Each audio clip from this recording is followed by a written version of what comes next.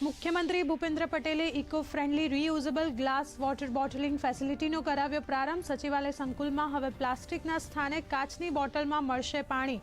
સખી નીરનું માં નર્મદા એકતા મહિલા મંડળ કરશે સંચાલન। સખી નીરના પરિવહન માટે ઉપયોગમાં લેવાતી ઈ રિક્ષાને પણ મુખ્યમંત્રીએ કરાવ્યું ફ્લેગ ઓફ। ઉચ્ચ અને ટેકનિકલ શિક્ષણ મંત્રી ઋષિકેશ પટેલની અધ્યક્ષતામાં ગાંધીનગર ખાતેની બેઠકમાં જીસીએસની સર્વગ્રાહી સમીક્ષા। 3,22,636 વિદ્યાર્થીઓનું પોર્ટલ પર વેરિફિકેશન। આ વર્ષે જીસીએસ મારફતે યુજી એડમિશનમાં 32% થયો વધારો। રાજ્ય સરકારનો વધુ એક હિતલક્ષી નિર્ણય। જ્યુડિશિયલ બેલીફ મંડળ દ્વારા કરવામાં આવેલી રજૂઆતને રાજ્ય સરકારે આપ્યો હકારાત્મક પ્રતિસાદ। ન્યાયતંત્રમાં ફરજ બજાવતા બેલીફ કર્મચારીઓનું ફિક્સ ટ્રાવેલિંગ એલાઉન્સ વધારીને ₹2500 પ્રતિ માસ કરાયું। ગાંધીનગરમાં મુખ્યમંત્રી ભૂપેન્દ્ર પટેલની અધ્યક્ષતામાં મળી કેબિનેટની બેઠક। રાજ્યમાં વરસાદ અને વાવેતરની સ્થિતિ, શાળા પ્રવેશોત્સવ સહિતના વિવિધ મુદ્દે થઈ ચર્ચા। સરકારના નીતિગત વિષયો અંગે પણ થઈ સમીક્ષા।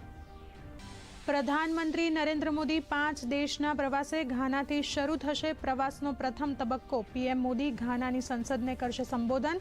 પ્રસ્થાન વક્તવ્યમાં કહ્યું, ગ્લોબલ સાઉથમાં ઘાના એક મૂલ્યવાન ભાગીદાર। તો પ્રધાનમંત્રી બ્રાઝિલમાં બ્રિક્સ સમિટમાં પણ રહેશે ઉપસ્થિત।